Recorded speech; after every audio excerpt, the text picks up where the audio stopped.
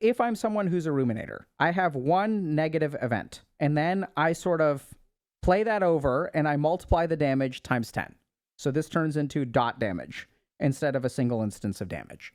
Then what happens is I may have a second negative event, and then I may have a third negative event, and then I sort of end up making an abstract conclusion. Now that I'm a loser, I have negative emotion. I can't see any concrete action.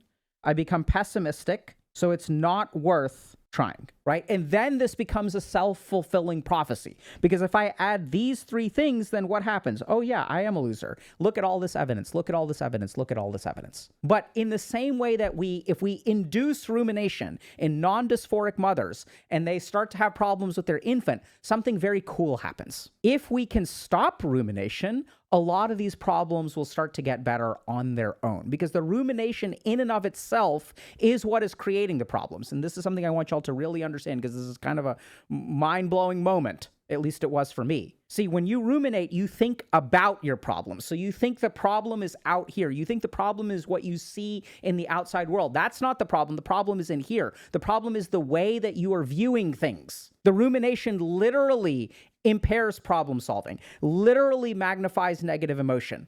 So there's one additional problem that is super scary about rumination, which is when we get stuck in this cycle, ruminators tend to be more avoidant. So goal pursuit that is focused on avoiding an undesirable state rather than approaching a desired state may make it hard to make sufficient progress towards the goals, as it provides little concrete guidance regarding necessary steps and may be hard to definitively resolve. High trait ruminators are more likely to have avoidance goals than low trait ruminators. So if we disable the rumination, a lot of things will start to get better.